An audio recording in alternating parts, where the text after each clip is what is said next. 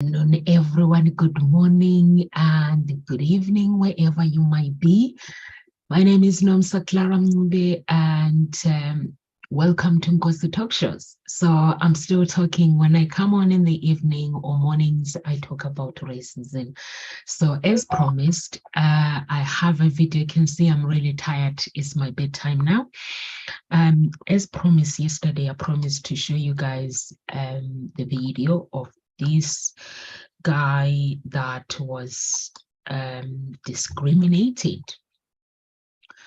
So let's show this video. This is a story about one of Britain's bank managers, Dale Semper, a really successful bank manager. His mother Lynette has worked for the NHS for 20 years. His partner of 2 decades, Denise, works in human resources. He said he's so big to get good. This is the story of how their happy, successful lives have been almost destroyed.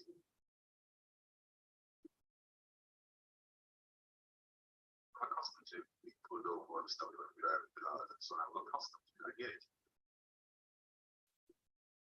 Never liked it, but I understood.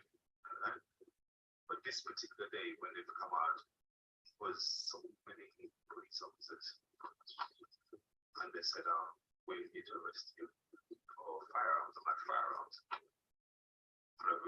I said, "No, you got the wrong person. I don't get this. I'm on my way to work, like manager. I do not get this." And I'm arguing, I'm like, trying to explain myself, like, no, this can't. It was the most traumatic experience ever.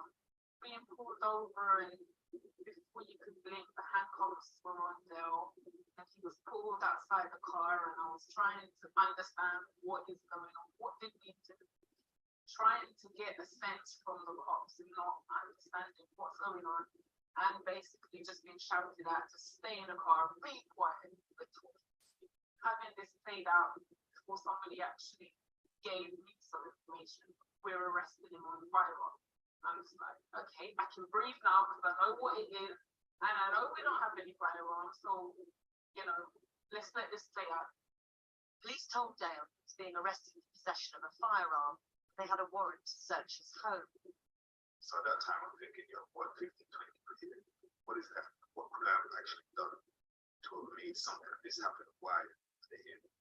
Around the same time, police were breaking into his mother's flat while she worked at the local hospital.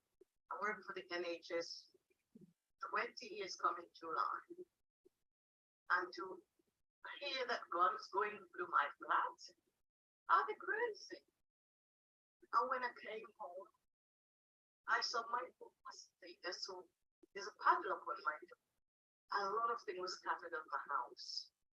All of my drawer with my panties, my bras, everything was pulled out, blown on the floor. I wouldn't even wish that on my person.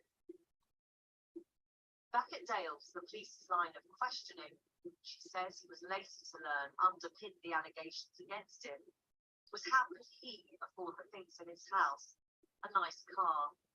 One of the comments the police officer said, they came in, "How did you get to have all this thing?" I don't understand. Okay, let's stop here. Let's stop here, and I know some people. There are some people who have gone through similar things, and the story that shocks me is when he says, how can the police asking him why, how can he manage this lifestyle, driving nice cars, a beautiful house?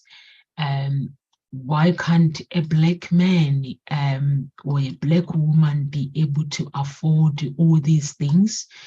If someone is educated enough, obviously this guy is one of the top bank managers. That means he's educated enough to actually do the job that he does, and he went to school, he studied, and at the same time his parents invested money on him to actually study and become somebody. So he's got a clean life. Now he's actually being discriminated because he's a black man. And this thing of racism has it's been part of our society for centuries, but it has become even more and more prevalent in these past few years. And the consequences, if we can look at the consequences of what he did to his family, the police actually accusing him of actually driving a nice life. And let's see the consequences of how he actually feels. No firearm was found in his house, his partner's, or his mother's. And for the first, and certainly not the last time, family thought that would be the end of it. During the search, police found just under £2,000 in Dale's safe. Initially, the arrest was for firearms possession. Now, it was for money laundering.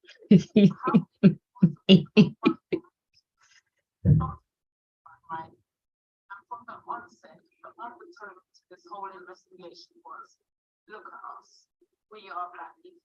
This is the reason why this is continuing, and there is no end to this. We both go to work, we both put in our 9 to 5, make sure we do that. You know, we didn't come from much, but we're making sure that together we're on the same page, we're doing it for ourselves, and we don't ask for it. We're out there fighting for it. Dale was suspended from his job at the bank. Police obtained a financial restraint order freezing all his assets. Dale, who owns a number of vitamin properties with his partner, shares a 6-figure income, says he couldn't even get a pound out of the cash coins. Terrified, the couple replaced their legal aid solicitor with a private lawyer. Several weeks, focusing on justifying all of Dale's financial dealings. The information he provided was, I have an explanation. I've explained my assets, my finances.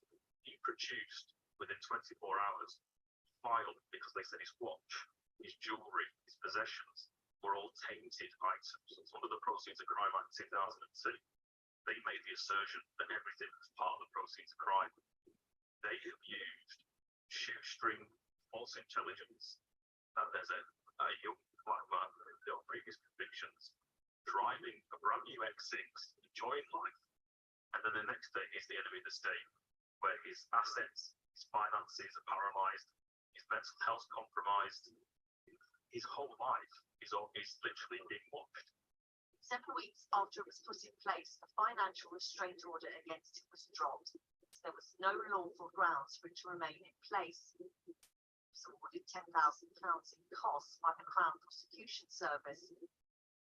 Once again, Dale assumed this meant the case against him would be dropped. Once again, was wrong. After months of asking, the Met Police finally provided the original warrant and details of the information they used to get it. He actually said that I was involved in a sham marriage.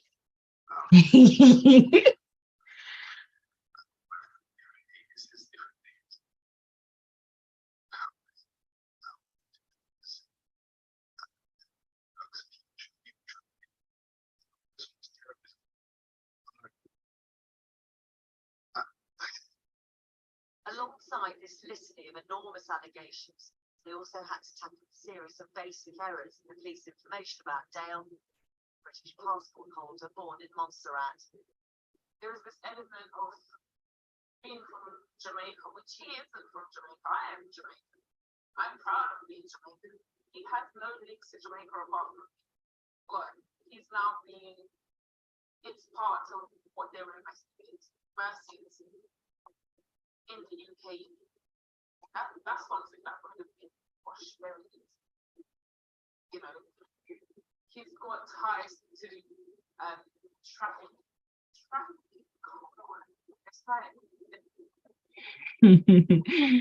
It's like it's kind of amazing how we work really hard and how we have to pay the price of the color of who we are as Black people. So you say this guy is not even from Jamaican, so the police assumed that he was Jamaican, and they started investigating, it wasn't very nice. It's not a very nice person, because in the end, it actually destroyed his career, and mostly in the bank. He's a bank manager, so that means when he wanted to return to his position, and the bank as well, they will start asking questions. Why would the police stop him and investigate him? So the whole thing, the whole family, it becomes an issue. It becomes because we don't have power on earth. And I'm sure there are so many people who have gone through a similar discrimination, and due to ignorance. When somebody does this to somebody, to me, is ignorance, and the consequences of racial discrimination can have severe consequences, both personally and social. It can lead to actually mentally healthy issues like depression and low self-esteem, as well as the physically healthy issues like high blood pressure, heart disease. It also leads to feeling isolated and disconnected from the community, because if somebody feels that they are not wanted, and they feel that, okay, I'm driving this beautiful car, that's why I'm wearing my hoodie today, and it's got paint as well, just to show that we're people. And we're very clever people as well. Black people are very smart, similar to white people. We go to the toilet. We do the things that white people do in the toilet. We eat the same food, the similar food that people eat. We drink water. We do everything. But the difference is we're Black. So it doesn't mean that when somebody has to be discriminated because of their color. It doesn't mean that somebody has to, just because they're Black, they're not smart, they make money through drugs. It doesn't mean that actually just because you're Black, you can't live the life that like everybody else. So it destroys the families.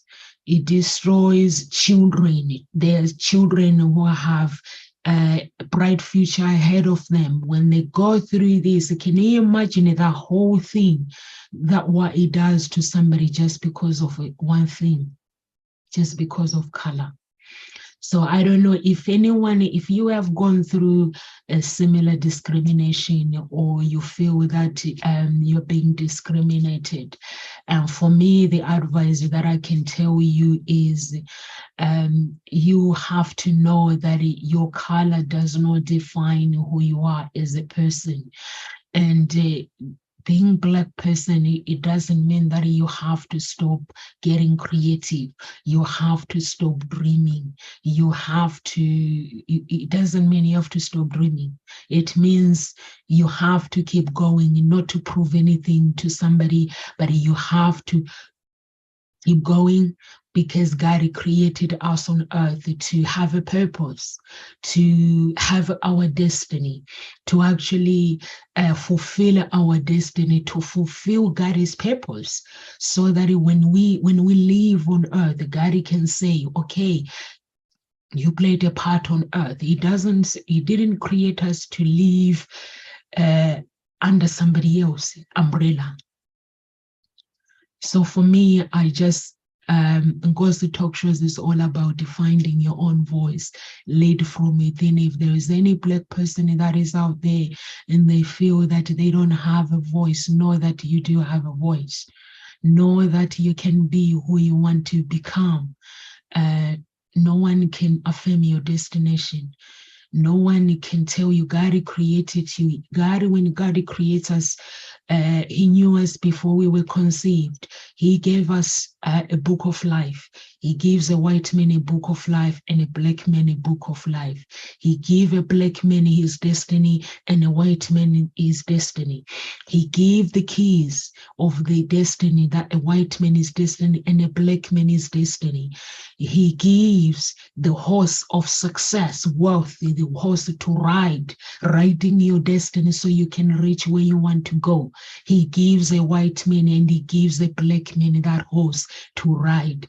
And he also gives a house, which means it's your house, your destiny, where all your blessings, there's no depression in that house.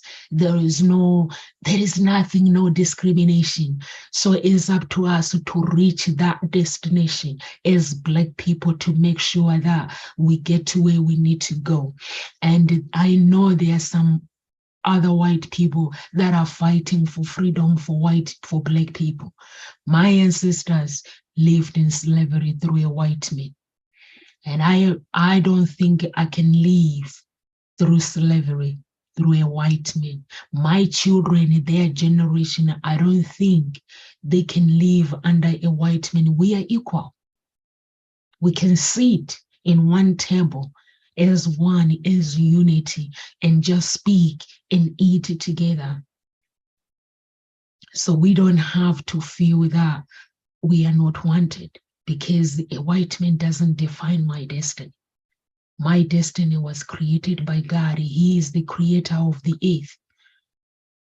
Live with grace, everyone. I don't want to talk more about God. Live with grace, everyone, and God bless.